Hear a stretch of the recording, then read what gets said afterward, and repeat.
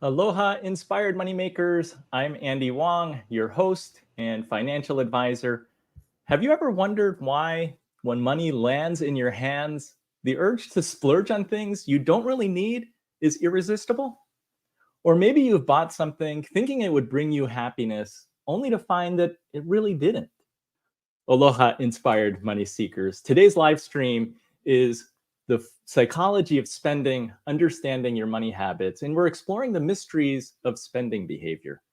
We're going to uncover the emotional triggers behind your wallet's wild adventures. Let's blame it on your wallet, not on ourselves.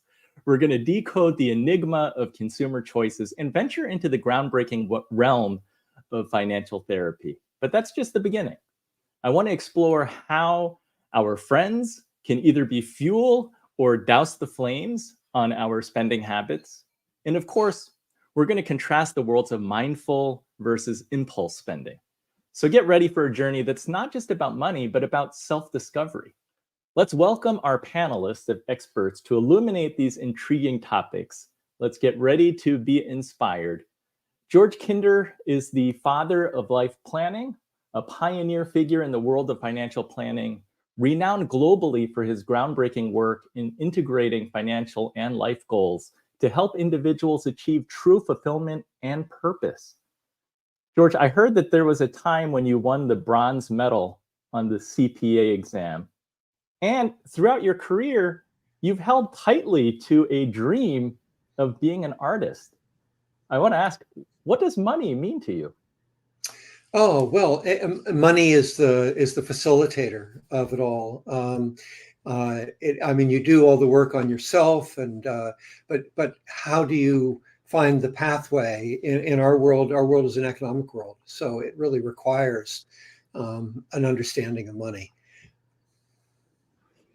And our other panelists, celebrated as an ultimate expert and influential self-help guru, Dr. Judith Wright, is a versatile speaker, best-selling author, and transformative educator who combines her extensive experiences into practical life skills. She's renowned for her groundbreaking work in personal development and spiritual growth. Judith, your work, I think, focuses on giving people meaning in everything that they do. In terms of human excellence, how important is money? Well, it's really important. But what's really important is that we assign it the proper importance in our lives. You know, money is our way of exchanging. It's a way of communicating. It's a way of meeting needs. It's a way of serving the world. It's a way of having a sense of security. It means so many things. So money's really important, but more about what it means to us. It's not so much, as we all know, the whole studies on happiness. It's not the more money that you have makes you happier, even though we all kind of think that sometimes. It's really more about the depth of our relationships and the experiences that we have. But money is the medium that we use in those exchanges. And so it has a literal importance and a symbolic importance to us. And we have a third panelist scheduled for this evening, Sonya Lutter. I don't know if she's going to make it. We're going to cross our fingers. I know that she has been traveling today by plane. Haven't heard any delays, so hopefully she will be in. But first, we're going to go into segment one, and we'll see if Sonya comes in. Ever felt the urge to shop when you're down? You're not alone. Emotional spending is more than a coping mechanism. It's a reflection of deeper emotional states, sadness, stress, even boredom. But beware, this can escalate into compulsive buying, a psychological disorder that wreaks havoc on your finances and relationships. So how do we navigate this emotional maze? First, know thyself. Identify the emotional triggers before they lead you to the checkout counter. Replace the shopping cart with healthier coping mechanisms, perhaps a jog around the block or a chat with a friend.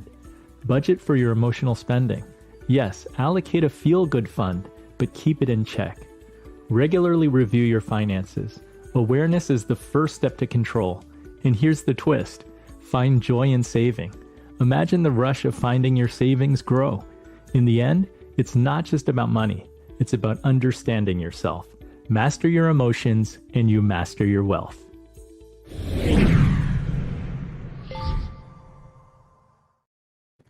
Judith, can you explain the neuroscience behind emotional triggers that lead to spending? Yeah, that really is very much, we have different pleasure centers in our brain that are fueled by neurotransmitters. So what goes on with spending is that oftentimes when we do have emotions, we're sad, we're angry, we're afraid, even when we're joyous, we want to feel better. And we don't want to feel that uncomfortable feeling. And shopping, buying something oftentimes gives us this dopamine burst in one of the pleasure centers that we get from buying something new or shiny or something cool that covers up our upset for a little bit of time. But when we really understand how the brain works, that pleasure center that gets that burst of that dopamine, that little turn on, that's a kind of a nice feeling, but it's a very short-lived fuel. It only lasts for a little bit of time. And in that pleasure center, there's no satiation. We can never get satisfied. So for a moment, for a little bit, we'll feel a little better, but we don't get satisfied. It doesn't deal with the feeling that we're really having underneath. And then we want another dopamine burst. There is another pleasure center in our brains that the neuroscientists call the satisfaction center or the liking center. I call it the yearning center.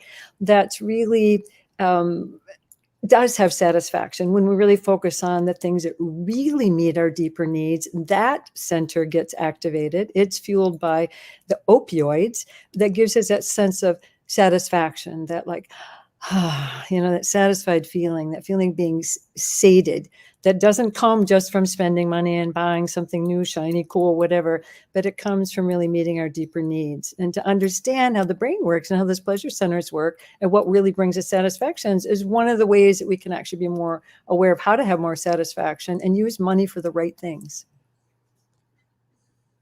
George, you were a financial advisor for many years before really pioneering the area of life planning. You mentioned to me that emotional triggers aren't really a focus in life planning. Can you give us some context? What are the things that you feel are really important to look at?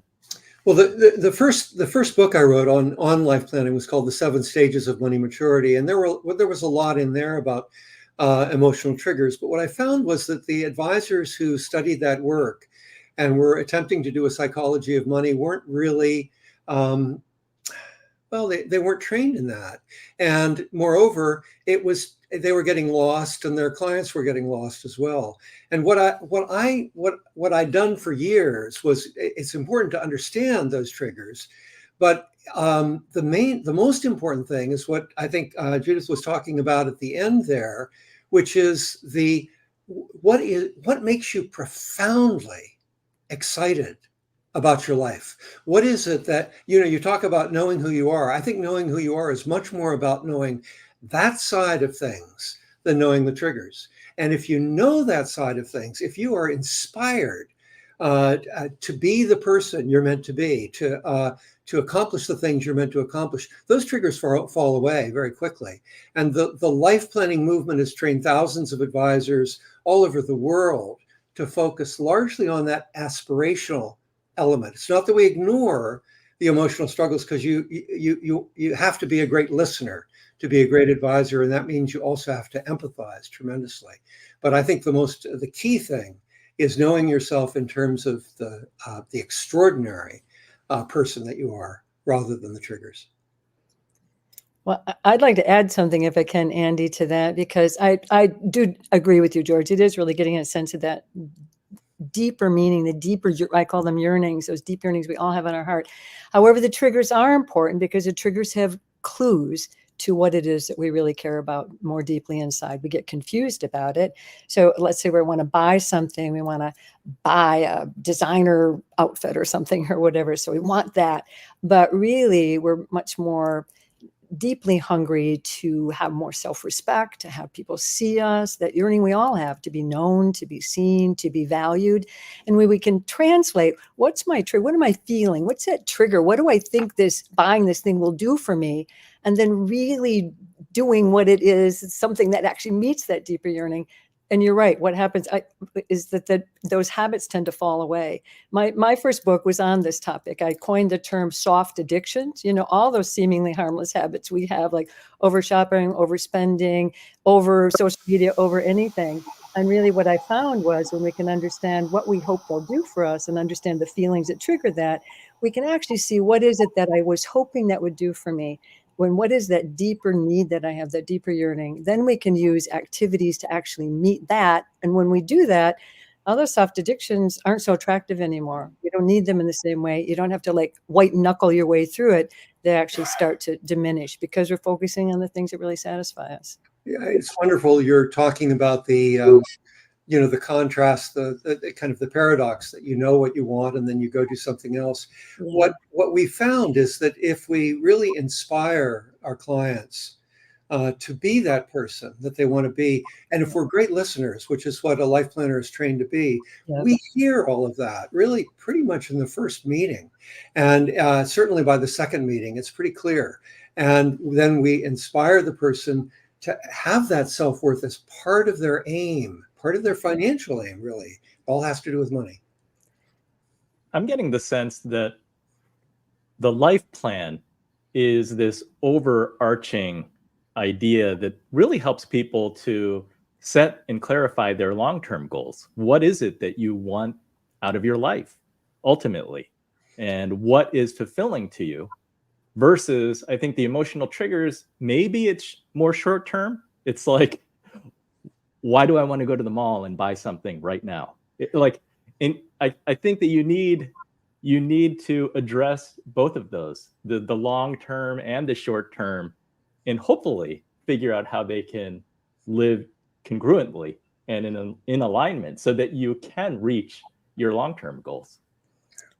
Agree with that one also, Andy. I have 8 key skills in this overcoming these soft addictions. And the first one I call is like making what I call the one decision, making a bigger decision about the quality of your life. What do you really want to be orienting toward?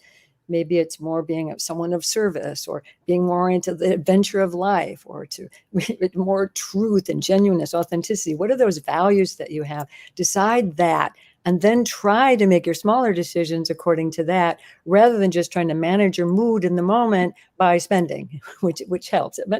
It's simple, but not all that easy to implement. But with coaching and support, it's really a powerful way to live your life. Thank you for that step. Let's go to segment 2. Ever wonder why you bought that item on sale even if you didn't need it? Welcome to the world of behavioral economics, where psychology meets wallet. Take the anchoring effect. Retailers show you an original price to make the sale price seem like a steal. Then there's availability bias.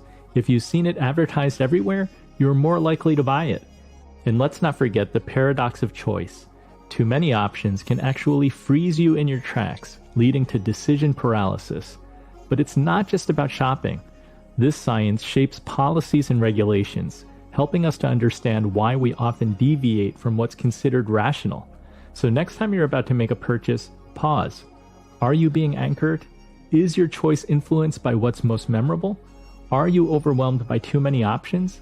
Understanding these biases can not only save you money, but also make you a more conscious consumer.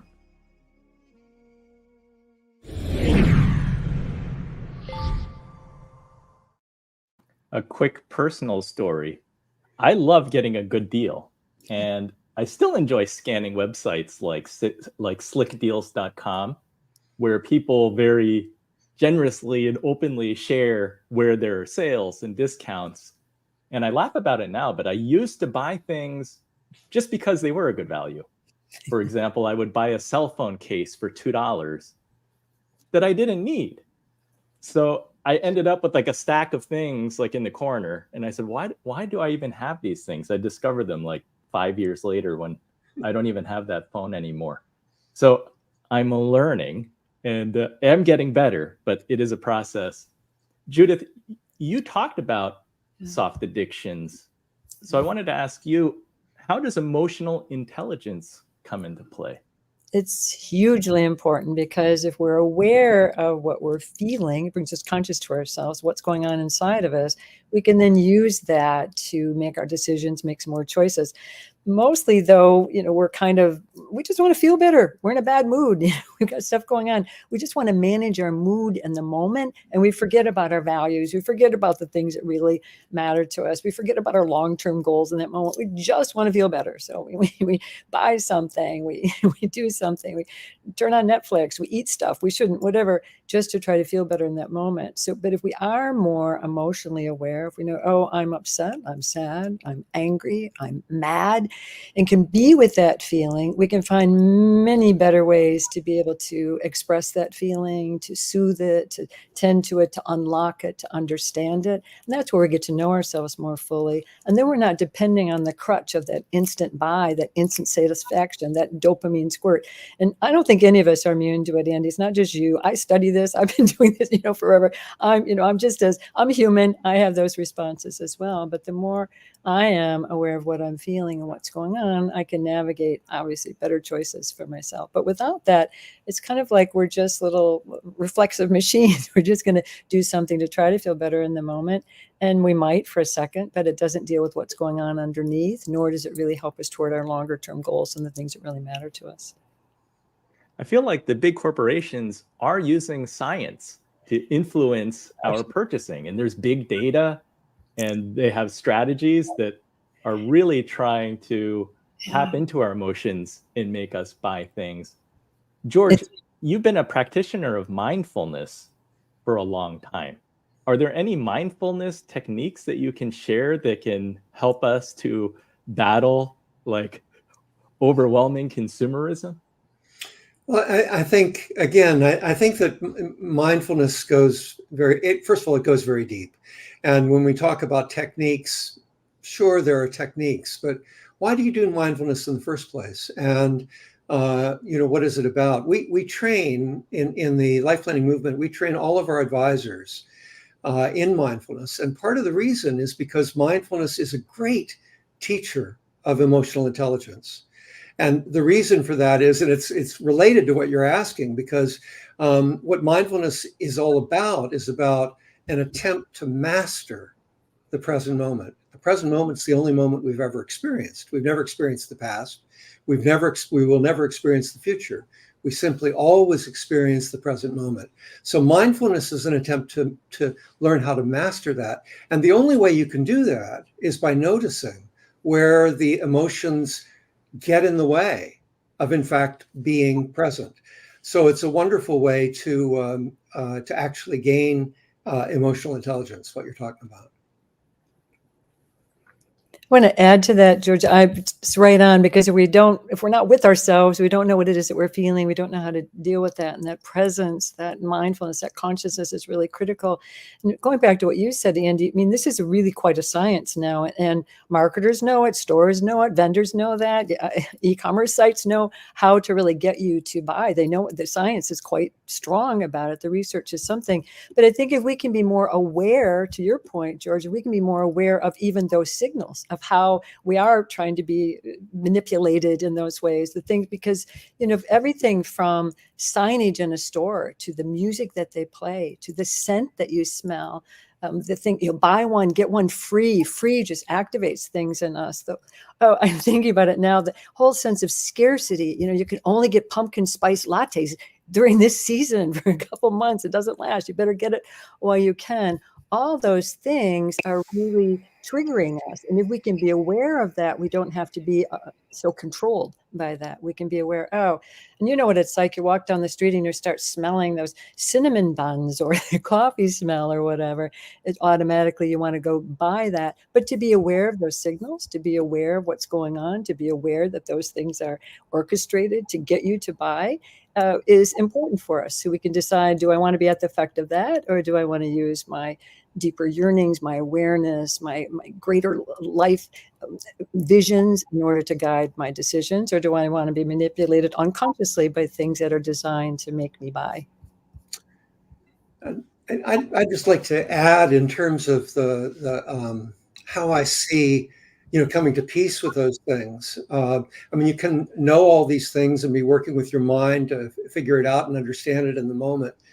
But honestly, we found that people who keep their eyes on the prize, who really know what it is that their extraordinary life is meant to deliver, they're not subject to these emotional triggers.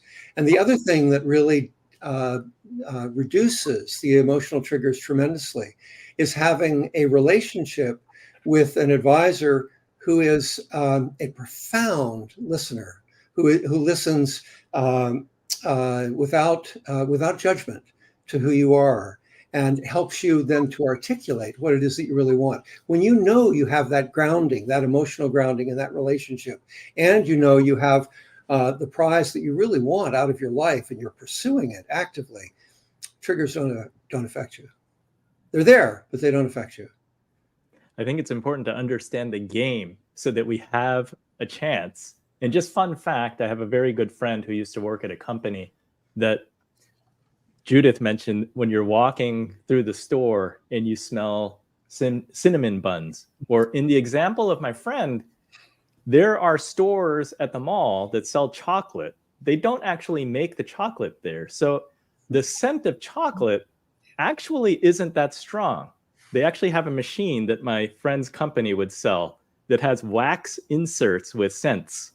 So they would sell chocolate scents to the chocolate making store or the chocolate purveyor. And so you can't always trust the smells that are coming out of the different retailers. Just a warning. It smells great and it makes you want to buy, but it's not the actual products that are being sold. With that, we're going to move to segment 3. Ever find yourself buying something just because your friends did? That's the power of social influence, a force so potent it shapes not just our likes and dislikes, but also our spending habits. It's not always negative. Sometimes the push from our peers can lead us to make smarter financial choices. But beware, the same force can drive us into a spending spiral, especially when we're trying to fit in or fill a void left by strained family relationships. So what's the solution? Awareness. Recognize the influence your social circle has on your wallet. Use it to your advantage by surrounding yourself with people who inspire you to make better choices. And remember, the strongest financial foundation you can have is a supportive network of family and friends. Their influence doesn't just affect your bank account, it impacts your overall well-being.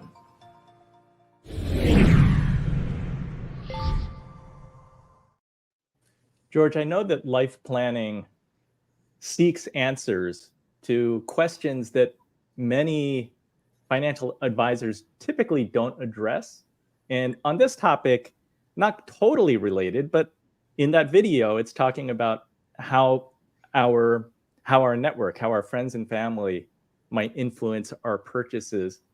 I was just curious, can you talk a little bit about life planning and like the big questions that get asked? Sure. Yeah, and you'll see why this cuts through a lot of the impulses to buy. There are many exercises in life planning, but the one that you're probably referring to and that's most famous, most well known, is something we call the 3 questions. And it's a way that we begin usually it's the second meeting in the life planning program. And that's 2 out of 5 meetings typically. And in that second meeting, the first question we ask is, if you had all the money you needed, what would you do with your life? How would it shift? So there you get to play with all of those things that your friends and the consumerization of society calls you to. And then we ask a deeper question after you've answered that question. So the first one's really very materialistic. The second question is, if you only had 5 to 10 years left to live, the doctor suddenly surprises you with that piece of information. But you'll be as healthy as you are right now, but you won't know. Somewhere between 5 and 10 years from now, you're just going to keel over. What would you do then? How would you live your life? And I think you can see that things shift right away there. And then the third one goes really profoundly deep. That's pretty deep as it is, but the third one goes even deeper because it's a reflection on you only have 24 hours left to live. The doctor suddenly surprises you that you had a rare ailment and all you have left is 24 hours. The question is not what you would do. The question is reflecting on what you'd anticipated doing with your life, on reflecting on who you'd anticipated becoming in your life? What did you miss? Who did you not get to be? What did you not get to do? And it's on those last couple of questions that the life plan is envisioned with the client.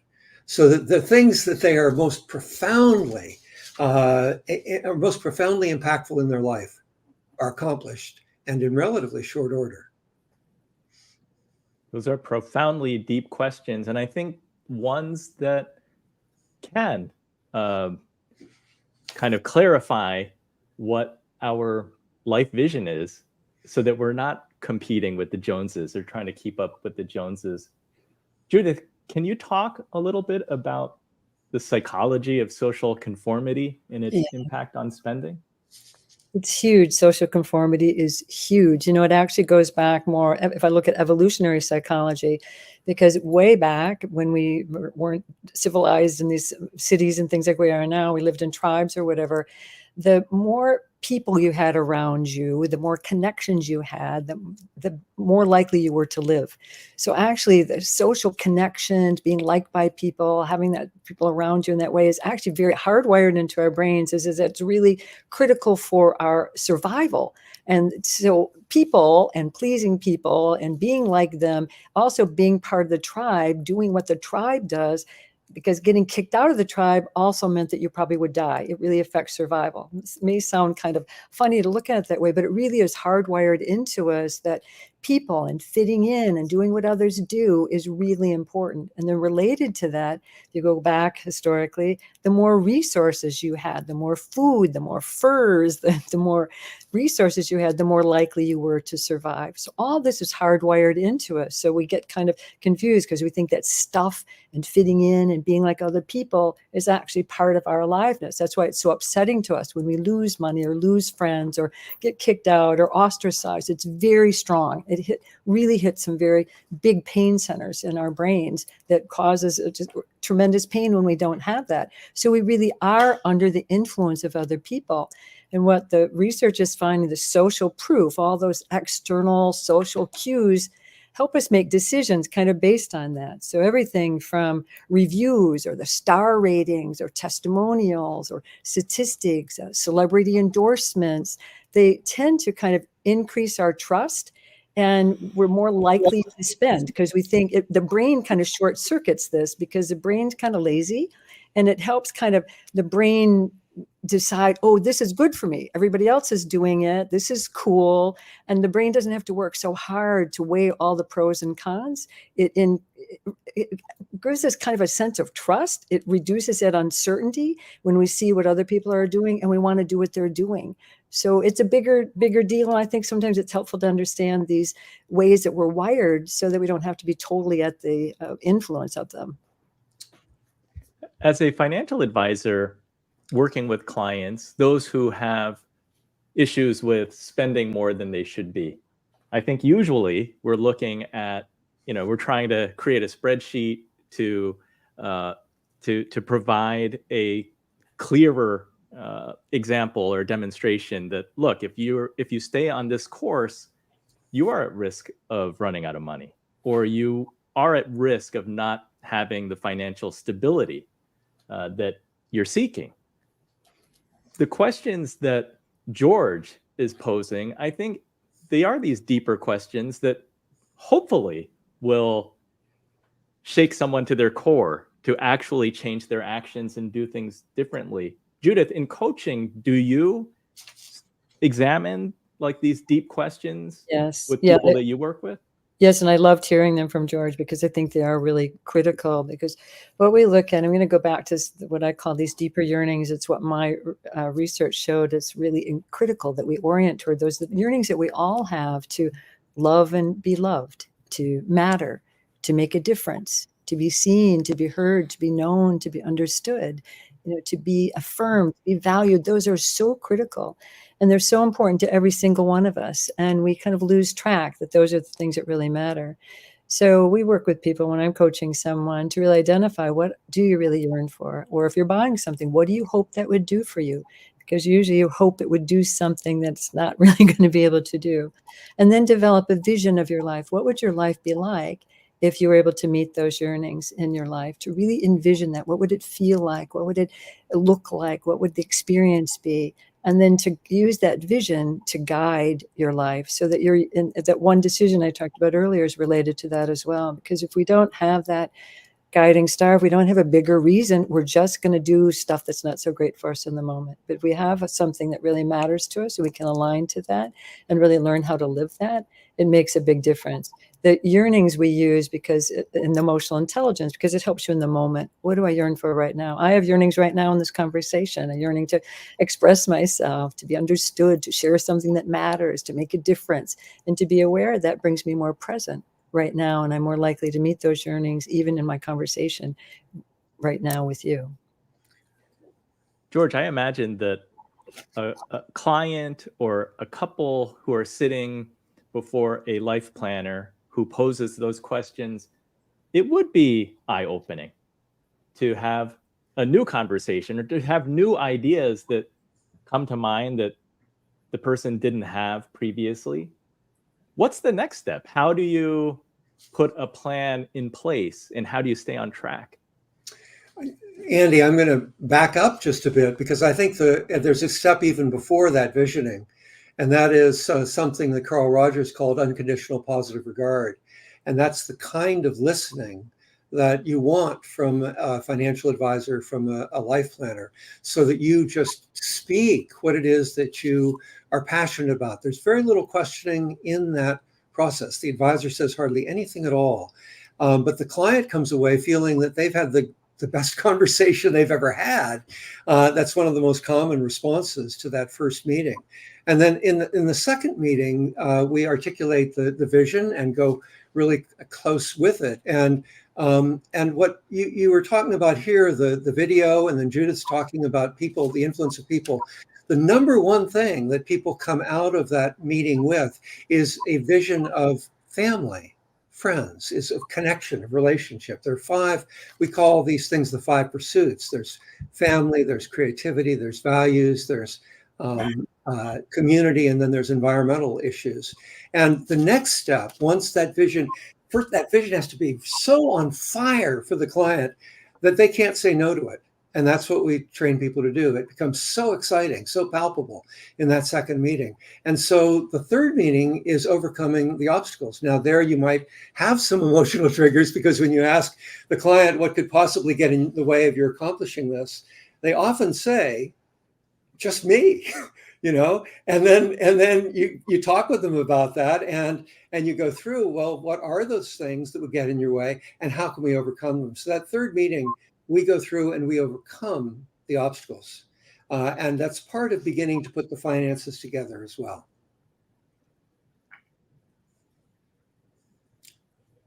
You're on mute, Andy. Oh, Judith, did you have anything to add? Yeah, I'm just excited about this conversation. So thanks for asking, because I think this is pretty critical. And what I'm also looking at is one of the things that we do, and I do in my coaching and our programs that we have, is that it's related to everything that we're talking about. The more I can be aware in the moment of what it is that I really yearn for this moment, that I can feel that. So I don't need to wait for some future goal. I don't need to even wait till I save money. I'm more likely to save money. I don't need to wait till I accomplish something. That I can be satisfied in this moment right now, when I'm more conscious, when I'm more mindful, and when I know what that deeper yearning is, and I know what my feelings are. There's something about that satisfaction in the moment that then leads to better decision making, because I'm not looking to these externals to make up for something. I'm not looking to them to make me feel better. I'm not looking at that as like thinking it's some magical solution to my pain. I'm guided by what's really nourishing to me in the moment, and I'm much more aware then, as we work with this, of what it is that I really care about. Like what does my heart really yearn for? What is it that really nourishes me? And to your point earlier, not only does it help you know yourself, it really helps you build yourself, because you're building a sense that you're a worthy person, that you're valuable, that you're worthy of being treated well, that you're deserving, And that really starts to change your beliefs about yourself and your beliefs about the world. So not only does it help you handle your money better, you handle your life better, and you become a better person because of it. And you oftentimes become more of service too. You have a more generosity, more altruism that develops out of this journey, of this path, of this personal transformation as well. I love that. Let's move to segment 4. Imagine a world where your relationship with money is as healthy as a well-balanced diet. That's the goal of financial therapy, a groundbreaking field that marries financial planning with emotional intelligence. It's not just about numbers. It's about understanding the emotional triggers that lead to overspending or financial neglect. Whether you've experienced financial trauma, abuse, or simply can't stick to a budget, financial therapy offers a holistic approach to healing your money wounds. So how does it work? Picture a safe place where you can explore your financial fears and aspirations, guided by experts trained in both finance and psychology. They help you identify the emotional roadblocks on your path to financial well-being and equip you with strategies to navigate around them. The result? A healthier, more empowered relationship with your finances and ultimately, a more fulfilling life.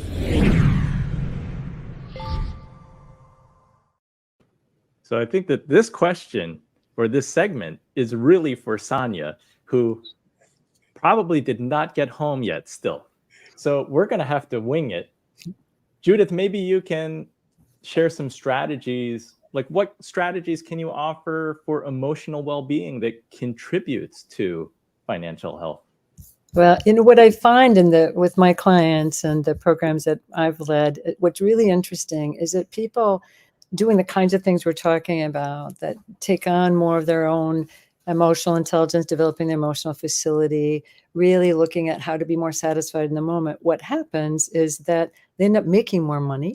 They end up saving more money. They end up much more prosperous. They end up getting much more promotions. If they're in sales or entrepreneurs, they're selling more. And they're not focusing on that. They're focusing on being the best person they can be in that moment. And our stats are really crazy when we start to look at it. It's like how much advancement happens for people as they're working on themselves in this way.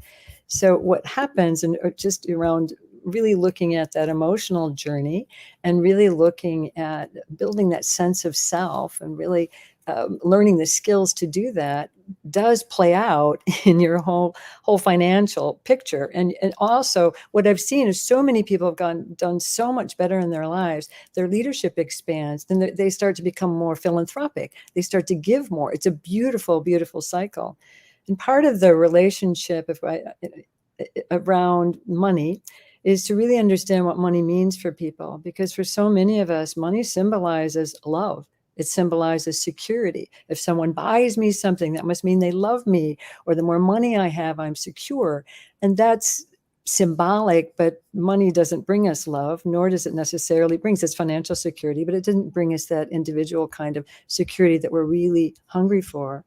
And there's so much of our own, one of the things we work with is just our sense of self, that our beliefs about ourselves, because Alfred Adler says that we have 4 areas of beliefs that are formed very early for us, even by the time we're 7 or 6 or 7, our beliefs about ourselves, our beliefs about the world, our beliefs about what the world expects from us, and our beliefs about what we expect from the world.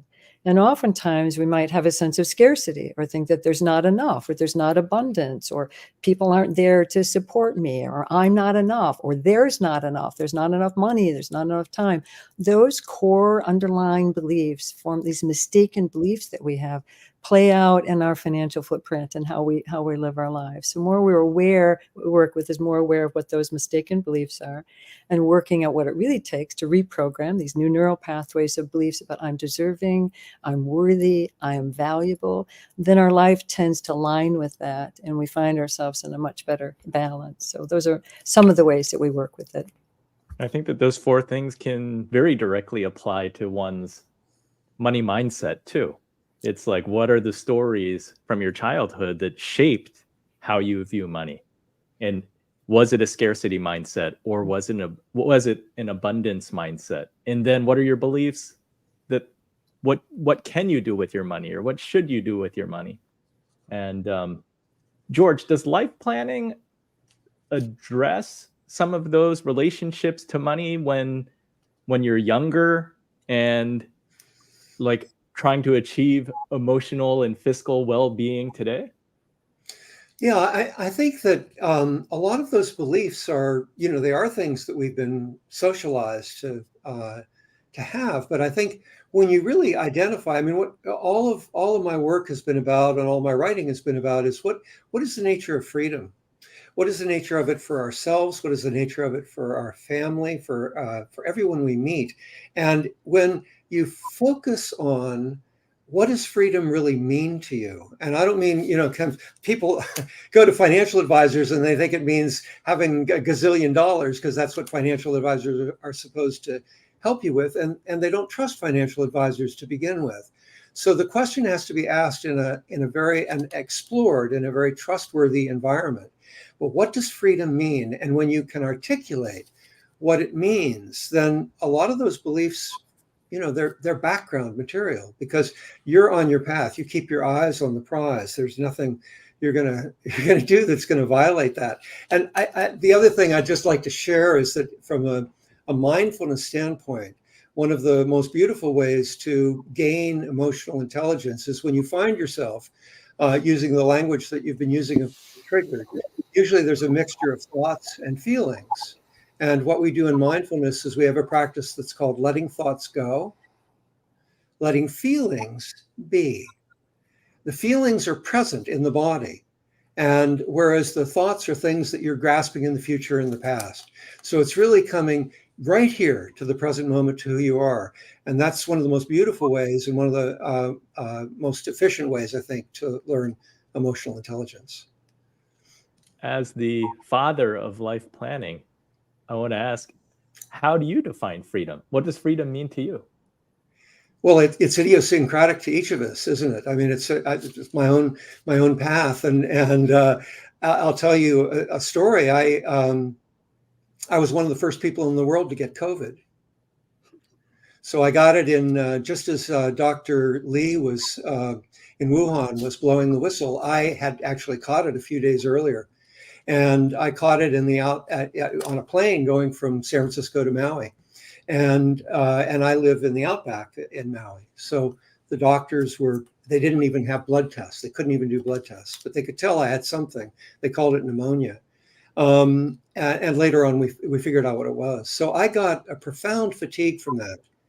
It's 3 years later, and that I still have the fatigue. I have long COVID. So what happened when I realized that that I had this life-threatening kind of thing, and who knows what's going to happen? You just don't know.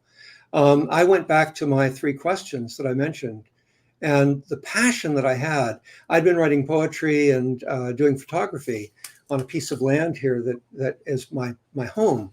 And with the practice, the whole practice was, what is the nature of the present moment? What is the nature of being in nature? And I thought that work might never get out. So all of my energy that I had, I poured into that work. I've written 5 books in the last 2 years, completed 5 books of poetry and photography. And I'm on my 6th book, which is about freedom, which is what we call the 3 domains of freedom. So to me, freedom, it's each of us has to look at that. And then that's really where our focus, I think, should be. And sometimes it's just in the moment, as Judith was talking about, the momentary decisions that we have. But a lot of it is really understanding where we're headed, where we're going. It sounds like freedom for you is working harder, not sitting on the beach somewhere doing nothing. Oh man, I mean, if you read this book, I mean, it's you'd see I'm in nature and I'm just totally open to nature. That's what the whole book was about. It's about living that nature is our first teacher of mindfulness, because it makes all of our senses come alive. And mindfulness is about being in the moment. So that was what my exploration was. So I've got a lot of relaxation in there too. Yeah. Judith, a couple of times your ideas have led to the idea of giving back. So I wanted to ask you, in your life and, personal, professional, how does that, what role does that have in your life, giving back? I think it's a big one. I think it's been a big one. And even since I was a little girl, it was something that was important to me to be able to live, grow, learn myself, but also provide that. So it's kind of been something that's been there. But and I see it now as I've studied it more and learned more, and from some of the great psychologists and more of the research, that it's really a big part of life. Alfred Adler, the Austrian psychologist who was kind of a contemporary of Freud, he talked about social interests, that we don't become ourselves, we don't live a full life, we don't find our own health unless we have a sense of being connected to others and being a contribution to others. And it's been an interesting thing to look at that. Or Viktor Frankl talked about this self-transcendence, that meaning that we get a full sense of ourselves, but when we can be bigger than ourselves and also concerned about other people, that's where we live the greatest lives. And Abraham Maslow, before he died, it didn't get published, this last part of it, he went beyond self-actualization to self-transcendence, that we don't become our best selves unless we have a connection to the greater world around us, that we're serving, not sacrificing ourselves to others, but becoming our best selves, offering whatever those gifts, services, money, skills, whatever it is we have to offer to the world. That helps us become ourselves. And the more we become ourselves, the more we give to others. And I see it repeatedly. And the people that I coach and who go on this journey of personal transformation, the more they become themselves, the more they get connected to the greater world around them, or the small world around them, whatever that is, offer more of themselves. And through that, they get more feedback, they become themselves. So I started to realize that building your best self, living the best life you can, doesn't happen without that contribution, being connected with others. And as you do that, that helps you become more of yourself. They go together. It's not selfish. The more you become more of yourself, the more you give of yourself. And the more you give of yourself, you become more of a self. And that's a pretty beautiful, I think, as I see it, I think, well, that's probably the design. It's probably what we're supposed to be doing, because that's where we function the most optimally. That's a beautiful message. Let's go to segment 5. Picture this: 2 shoppers, 2 carts, but worlds apart in their approach to spending. On one side, we have mindful spending, where each item in the cart is a carefully considered choice, aligned with long-term goals and values. It's the art of asking, do I really need this? And finding joy in purchases that add value to your life. The payoff? Less stress, more financial freedom, and a life filled with meaningful acquisitions. On the flip side, there's impulse buying, where the cart fills up on a whim, driven by emotional triggers like stress or the thrill of a sale. It's the realm of buy now, think later, often leading to buyer's remorse and a cluttered life. The cost? Financial strain and a cycle of emotional highs and lows. So what's the takeaway? Mindful spending is your roadmap to financial well-being, while impulse buying is often a detour to financial stress. Choose your path wisely.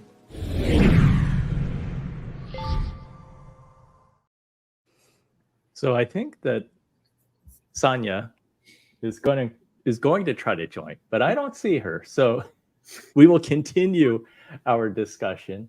I think that this one's really interesting, right? This is like the angel on one shoulder and and the other side on the other. Hey, Sonya Lutter, welcome. Thank you. I'm going to do a really quick intro for you and welcome you into our final segment 5. But I'm glad that you could join. We have Sonya Lutter, and let's see if I can get this right. Sonya Lutter, CFP, PhD, LNFT. She's Director of Financial Health and Wellness at Texas Tech University School of Financial Planning. She's recognized for her work in financial psychology, therapy, and student financial literacy. Additionally, she co-founded the Financial Therapy Association and runs her own consultancy firm, Enlight, that's Enlite. Since I had to look it up, Sonya, tell everyone what LMFT means.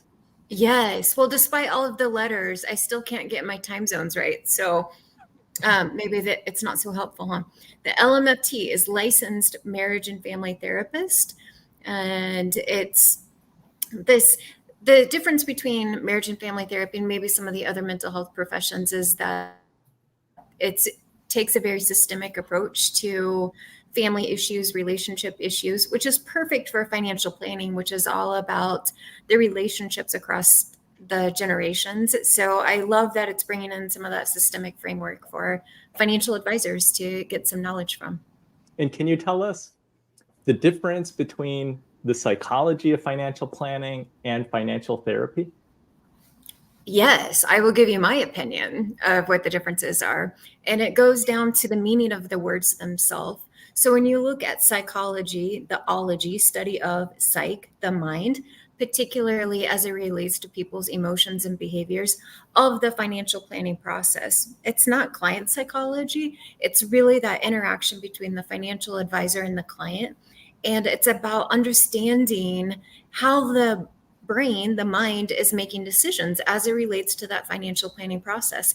And we, as the financial advisor, are certainly a very active participant in how clients are interpreting information. They're watching for us to judge them or give affirmation of what they're doing, versus financial therapy. Thera, as the root, means to treat.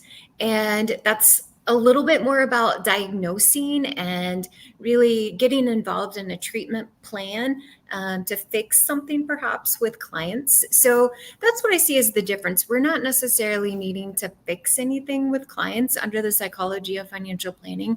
We're just getting a better understanding of why they're making the decisions that they're making. Thank you. Just for context, we just watched a video that showed mindful spending versus impulse spending or impulse purchases. Judith, I want to ask you, can you discuss the neuroscience behind impulse buying? Yeah, I can a little bit. I want to make a comment first, just watching that video in that grocery store with those carts. I did a segment on this, I think it was for the Today Show. And it was, they took me into a grocery store like that to interview people about what was in their grocery carts. And so I would ask people, what's this? Why are you buying this? And then I'd ask them a question, is this really necessary? Something like that. I'd say, oh yes, this is really necessary. And I'm looking in the cart and there's tons of ice cream and soda and, like Oreos. I'm like, this is like really necessary. So is it really necessary? Well, of course not. But in that moment, it's impulse buying and there's just this trigger. And again, what happens, it's more about that same kind of trigger where we're drawn to that something that we think is going to make us feel better. We're in the moment, but we're not in touch with ourselves. And it's this urge that we have to really like do something that's going to make us feel better. There's this thing called time inconsistency or dynamic inconsistency. So if you ask someone to make a grocery list, for example, for next week, chances are they'll put some healthy things on it, organic meats and some grains and vegetables or whatever. But if you go to the store right this moment, chances are you're buying pizza and Cheetos. Like we want something for our future self that's actually good for us. But in the moment, we're just trying to manage our mood. Oftentimes we're not aware of that. We just want to do something to try to feel better, thinking that impulse buy is going to do it. And that's what activates that dopamine center rather than that satisfaction center that we really need to be activating to really have that sense of, oh, this is what I really need. The mindful spending versus compulsive spending or impulse buys, very contrasting, like opposite sides of the spectrum.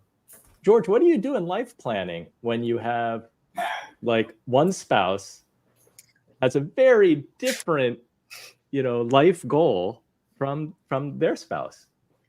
One of the beauties of life planning is getting to work with couples, and if you don't have differences, I don't know, you don't belong together really. I mean, we're all different. We're different human beings. So what we do is we deliver each client into their dream of freedom. So that's kind of, and it's a big picture. So the little picture is, do we do the kitchen or do we do the bathroom or something like that? Or do we go to the Caribbean or do we go, to a local beach for a vacation? Those are things that can be negotiated pretty simply. The big picture, you want each client to live their dream of freedom. So you give them that power. And then you bring them together. And that's a beautiful thing. Sometimes what happens, it's just amazing. A client will look at their spouse and they go, I didn't realize you still like that, or I didn't realize you like that in the first place. And so you see the clients fall in love with each other again, because you're looking at what they really want, and you're not allowing the person who has kind of control around the goals to dominate the meeting. And Sonya, how does financial therapy address both mindful and impulse spending? And as was just discussed, often opposites do attract. Yeah, they do. And it creates more conflict when you do have the opposites. So not good in the long term, but it is very attractive to go with the spender if you're the saver. I loved what both Judith and George said. And just to add on a little bit, I think financial therapy is a lot like the life planning and really thinking through those values and aligning those with the couple as a unit. And what I would do in a situation like that is really have a visual aid to help us align with what's in our mind and getting it out on paper. And the way I do it is I draw a bullseye, and we put in the center of that bullseye the core value that represents us as an individual and us as a couple. Hopefully they are fairly similar. If they're not, then that's a conversation to get to a point where we can agree on the one core value to put in the center. And then we put a second core value in the second ring, and then ideally just 3 rings going out to that third core value. And then we take actual sticky notes and put down some of our financial goals that we've been talking about. Retirement's a very common one, maybe saving for the kids' college, maybe a vacation or a new car, lots of different things. And we start putting those sticky notes around those rings. And it's really enlightening for people to see their goals and their values there on the screen, because oftentimes we have these financial goals that either somebody said that we should have, or maybe we think that we should have for some reason, but they don't align with our core values. So once we put those values out there for all of us to see, it makes it easier to identify where we should be focusing our efforts first. Well, thank you. I want to thank our panelists for joining us this evening. And some of the takeaways that I garnered were, to recognize your emotional triggers, to replace shopping with healthier coping mechanisms, and to find joy in saving to gain control over your finances by understanding your emotions.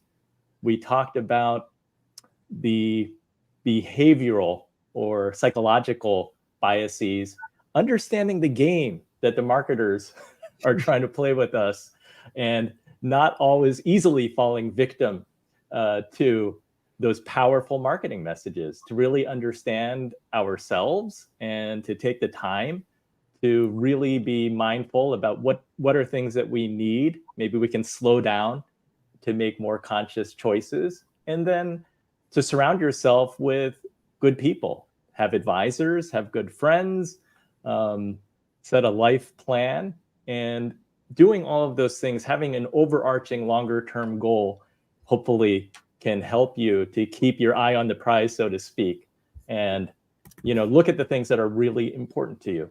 So I want to thank all our viewers and listeners for joining us for this very thought-provoking discussion. Please visit our panelists, Dr. Judith Wright. You can find her at judithwright.com. That's WRIGHT.com. George Kinder, you can find him all over the place, from Maui to from Hana, Maui to London to Massachusetts. But online, you can find him at georgekinder.com or kinderinstitute.com. And we're so glad that Dr. Sonya Lutter could join us at the very end here. Thank you for sharing your thoughts on financial therapy. You can find Sonya at enlight.world. That's ENLIT.world. Make sure to mark your calendars for next week. We have episode 12, The Rise of the Gig Economy, Thriving in the Freelance Revolution. That is on November 1st, same time, 6 p.m. Eastern. Until then, thank you for joining us. And please do something that scares you, because that's where the magic happens. Thank you, everybody.